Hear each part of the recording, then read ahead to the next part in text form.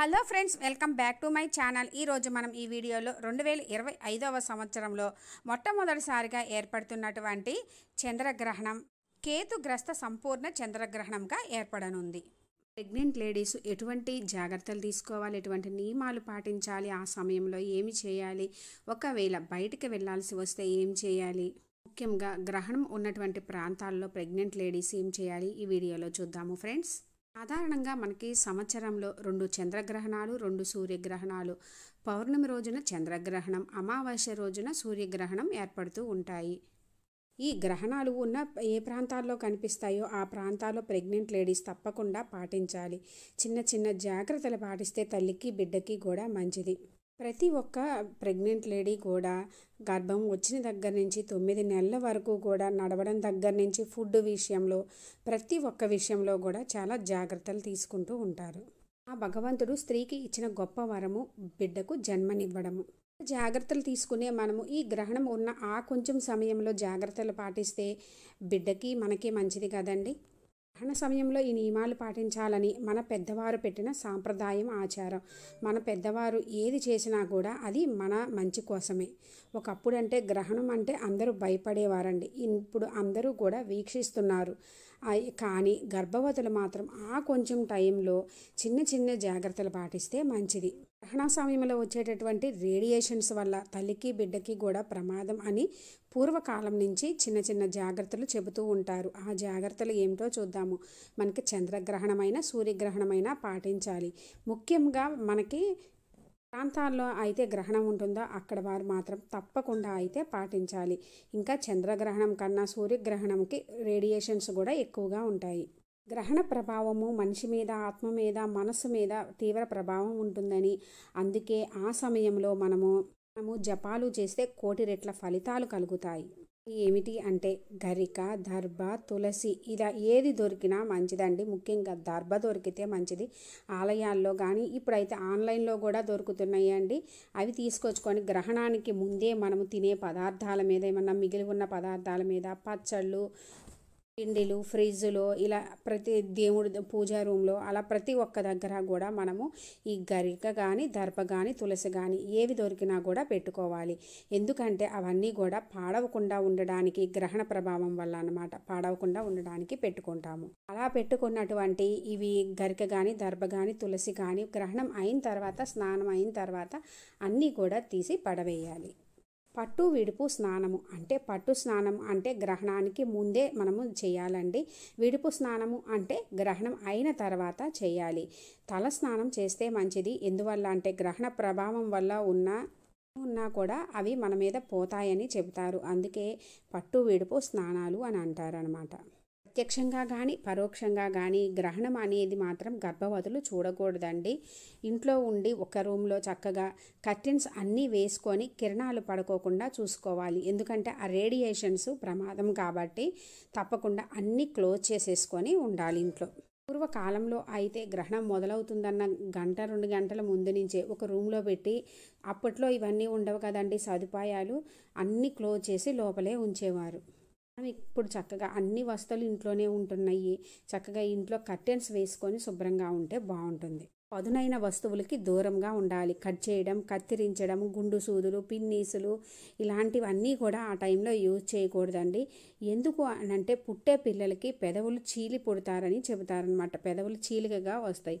అందుకని అలాంటి వాటి అన్నిటికీ కూడా దూరంగా ఉండాలి. టైంలో ఏదైనా కట్ చేసి ఫ్రూట్స్ కానీ తినాలన్నా, జ్యూస్ చేసుకోవాలన్నా ముందే చేసి ఉంచుకోండి. అంతే తప్పించి ఆ టైంలో మాత్రం కట్ చేయవద్దు. ఇక ఆహారం విషయానికి వస్తే గ్రహణానికి 1 గంట ముందే ఆహారం తీసుకోవాలి. ఆహారం గ్రహణ సమయంలో జీర్ణం అవ్వదండి. టైంలో డైజెషన్ అవ్వదు కాబట్టి ముందుగానే తింటే మనకి డైజెషన్ అవుతుంది. అందుకని ముందుగానే తినాలని చెబుతారు. గ్రహణ సమయంలో అసలు ఫుడ్ అనేది ఏమీ తీసుకోకూడదు అని చెబుతారు. కానీ ఆ టైంలో ప్రెగ్నెంట్ లేడీస్ అంతంత టైం అంటే 2-3 గంటలు, 4 గంటలు ఉందనుకోండి గ్రహణము, తినకుండా ఉండలేరు కాబట్టి జ్యూసులు, ఏమైనా ద్రవ పదార్థాలు ఇలాంటివి తీసుకోవచ్చు. గర్భిణీలు కదలకుండా ఉండాలి, ఒకే దగ్గర ఉండాలి, ఒకే దగ్గర పడుకోవాలి అలా చెప్తారు. అలా వెల్లికిలా పడుకోవాలని చెబుతారు. అలా కుదరకుంటే ఎడమ వైపు పడుకోవాలి. కష్టమయ్యి అట్లా పడుకోకూడదండి. కన్వీనియంట్‌ని బట్టి కూడా పడుకోవచ్చు. ఒకప్పుడు అంటే అట్లా ఉండేది. ఇప్పుడు కొద్దిగా మన అడ్జస్ట్‌మెంట్‌ని బట్టి ఎందుకంటే అప్పుడు ఉన్న హెల్త్ ఇప్పుడు వాళ్ళకి లేదండి.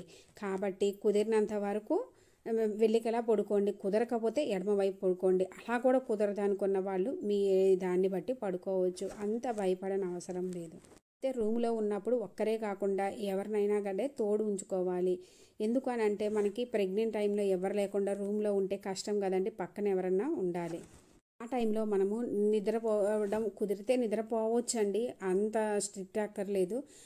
ఒకవేళ నిద్రపోకోకుండా మాత్రం ఉండి, ఆ టైంలో మంత్ర జపము ఇలా చేస్తే బిడ్డకు మంచి బుద్ధితో పుడతారని పిల్లలకి మంచిదని చెబుతారు. ఎందుకంటే ఆ టైంలో చేసే ఏ జపతపాలైనా కూడా మనకి కోటి రెట్ల ఫలితాలను ఇస్తాయి. ఇప్పుడు ఈ బిజీ లైఫ్‌లో అందరికీ ఇంట్లోనే అంతసేపు ఉండడం కుదరదండి. కొందరు జాబ్ చేసేవాళ్ళు ఉంటారు. ఏదైనా బయటికి వెళ్ళాల్సి వచ్చేవాళ్ళు ఉంటారు. కొంతమందికి వాష్‌రూమ్స్ ఇంట్లో ఉండవు. బయటికి వెళ్ళాల్సి వచ్చేవాళ్ళు కూడా ఉంటారు. అలాంటి వాళ్ళు బయటికి వెళ్ళాల్సి వస్తే గొడుగు వేసుకొని వెళ్ళాలండి. అంతా కవర్ చేసుకొని మళ్ళా గరిక గానీ, దర్భ, తులసి ఏవైనా సరే మన వెంట తీసుకొని వెళ్ళాలి. అంటే తీసుకొని వెళ్ళడం వల్ల ఏందంటే గ్రహణ ప్రభావము అంతగా ఉండదు.